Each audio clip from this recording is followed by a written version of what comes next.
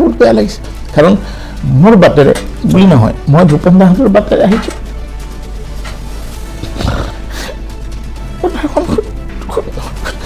শূন্য হৈ গ'ল আৰু ক'ত ওলাবলৈ আৰু ওলালে ভাল লাগিব এই বহুত দিনৰ মূৰতহে জাতি এনেকুৱা এটা সন্তান পায় বহু বছৰৰ মূৰে মূৰে জাতি এনেকুৱা ভাল এতিয়া আধাতে গুচি গ'ল মোৰ গানবিলাক কোনে লৈ ফুৰিব মানুহৰ মাজত লৈ ফুৰিছে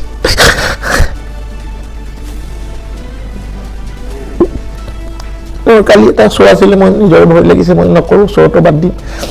মানুহে ভাল পায় কিন্তু যেতিয়া ভাল পাব লাগে যেতিয়া জীয়াই থাকোঁতে খবৰ ৰাখিব লাগে এইখন সমাজে নাৰাখে এনেকুৱা সৃষ্টিশীল কাম কৰা মানুহবিলাকক তেখেতলোক নোহোৱাৰ পিছত বহুত কিবা কিবি দিয়ে কিন্তু জীয়াই থাকোঁতে বহুত কষ্টত যায় মই শুনা পাই এতিয়াও আমাৰো জীৱনত ঢেৰ কিবা হৈছে কিবা নহৈছে কিন্তু এনেধৰণেৰে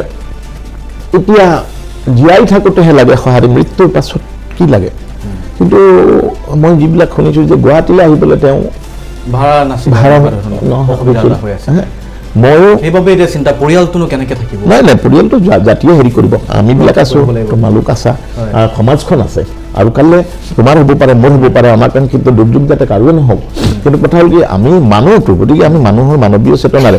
অসমৰ 3 কোটি কিমান লাখ জনতাৰ অসমীয়া বুলি নহয় শিল্পৰটো জাত নাই শিল্পীৰ জাত নাই গতিকে সকলোৱে ৰাজীৱক ভাল পোৱা সকলোৱে যদি ডেইলি এটকাকেও থৈ যায় ৰাইজে নখ জোকাৰিলেতো নৈ বৈ বুলি কয় এদিনত যদি 1 টকাকে ৰাজীৱৰ কাৰণে থৈ যায় পৰিয়ালটো অন্ততঃ ভালদৰে চলি থাকিব কথাটো বুজা নাই গতিকে সেইটো মোৰ বেয়া লাগিছে মোৰ বহুত বেয়া লাগিছে এইকাৰণে মই আচলতে মই এইকেইদিন আঁতৰি আছোঁ ক'ৰবাত অকলশৰে মই আছোঁ যে মই এইকাৰণে আছোঁ ইমান চিঞৰি মোৰ গানবিলাকে গায় কাৰণ সেই চিঞৰটো মই উপলব্ধি কৰোঁ জানো সি কিমান কষ্ট পায় তাৰমানে মই কষ্ট পাওঁ মই মোৰ গান এটা যেতিয়া তেওঁ চিঞৰি গায় মোতকৈ আধা নোট ওপৰত গায় তেতিয়া মই ভাবোঁ কিমান কষ্ট সেই পেইনটো মই লগে লগে ফিল কৰোঁ আৰু মই এইকেইদিন ছ'চিয়েল মিডিয়াত চাই মই লগে লগে সামৰিছোঁ তাৰমানে সেই পেইনটো মোক সেই ব্যথাটো সি নোহোৱা হ'ল মই ভাবিব নোৱাৰোঁ বা তেওঁ নোহোৱা হ'ল সেই কথাটো মই ভাবিব পৰা নাই অসুবিধা হৈছে মোৰ কাৰণে দাদা মই আহিম পুনৰ আপোনাৰ ওচৰলৈকে স্বাভাৱিকভাৱে আপুনি আবেগিক অকলশৰীয়া হোৱাটো মোৰ বেয়া লাগিছে বহুত বেয়া লাগিছে কাৰণ মোৰ বাটেৰে বুলি নহয় মই ভূপেন দাহঁতৰ বাটেৰে আহিছোঁ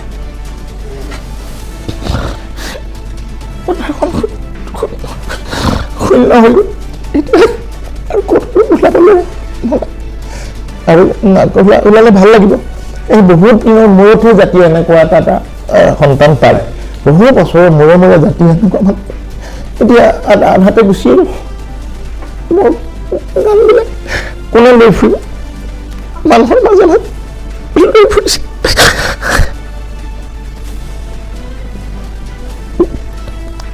কালি এটা শ্ব' আছিলে মই নিজৰ ভয় লাগিছে মই নকৰোঁ শ্ব'টো বাদ দিম মানুহে ভাল পায় কিন্তু যেতিয়া ভাল পাব লাগে যেতিয়া জীয়াই থাকোঁতে খবৰ ৰাখিব লাগে এইখন সমাজে নাৰাখে এনেকুৱা সৃষ্টিশীল কাম কৰা মানুহবিলাকক তেখেতলোক নোহোৱাৰ পিছত বহুত কিবা কিবি দিয়ে কিন্তু জীয়াই থাকোঁতে বহুত কষ্টত যায় মই শুনা পাই এতিয়াও আমাৰো জীৱনত ঢেৰ কিবা হৈছে কিবা নহৈছে কিন্তু এনেধৰণেৰে এতিয়া জীয়াই থাকোঁতেহে লাগে সঁহাৰি মৃত্যুৰ পাছত কি লাগে কিন্তু মই যিবিলাক শুনিছোঁ যে গুৱাহাটীলৈ আহিবলৈ তেওঁ ভাড়া ময়ো সেইবাবে এতিয়া চিন্তা পৰিয়ালটোনো কেনেকৈ থাকিব নাই পৰিয়ালটো জাতিয়ে হেৰি কৰিব আমিবিলাক আছোঁ তোমালোক আছা সমাজখন আছে আৰু কাইলৈ তোমাৰ হ'ব পাৰে মোৰ হ'ব পাৰে আমাৰ কাৰণে কিন্তু দুৰ্যোগ যাতে কাৰোৱে নহওক কিন্তু কথা হ'ল কি আমি মানুহটো গতিকে আমি মানুহৰ মানৱীয় চেতনাৰে অসমৰ 3 কোটি কিমান লাখ জনতাৰ অসমীয়া বুলি নহয় শিল্পৰটো জাত নাই শিল্পীৰ জাত নাই গতিকে সকলোৱে ৰাজীৱক ভাল পোৱা সকলোৱে যদি ডেইলি এটকাকেও থৈ যায় ৰাইজে নখ জোকাৰিলেতো নৈ বৈ বুলি কয় এদিনত যদি 1 টকাকে ৰাজীৱৰ কাৰণে থৈ যায় পৰিয়ালটো অন্ততঃ ভালদৰে চলি থাকিব কথাটো বুজা নাই গতিকে সেইটো মোৰ বেয়া লাগিছে মোৰ বহুত বেয়া লাগিছে এইকাৰণে মই আচলতে মই এইকেইদিন আঁতৰি আছোঁ ক'ৰবাত অকলশৰে মই আছোঁ যে মই এইকাৰণে আছোঁ ইমান চিঞৰি মোৰ গানবিলাকে গায় কাৰণ সেই চিঞৰটো মই উপলব্ধি কৰোঁ জানো সি কিমান কষ্ট পায় তাৰমানে মই কষ্ট পাওঁ মই মোৰ গান এটা যেতিয়া তেওঁ চিঞৰি গায় মোতকৈ আধা নোট ওপৰত গায় তেতিয়া মই ভাবোঁ কিমান কষ্ট সেই পেইনটো মই লগে লগে ফিল কৰোঁ আৰু মই এইকেইদিন ছ'চিয়েল মিডিয়াত এইকেইদিন চাই মই লগে লগে সামৰিছোঁ তাৰমানে সেই পেইনটো মোৰ সেই ব্যথাটো সি নোহোৱা হ'ল মই ভাবিব নোৱাৰোঁ বা তেওঁ নোহোৱা হ'ল সেই কথাটো মই ভাবিব পৰা নাই অসুবিধা হৈছে মোৰ কাৰণে ঠিক আছে দাদা মই আহিম পুনৰ আপোনাৰ ওচৰলৈকে স্বাভাৱিকভাৱে আপুনি আৱেগিক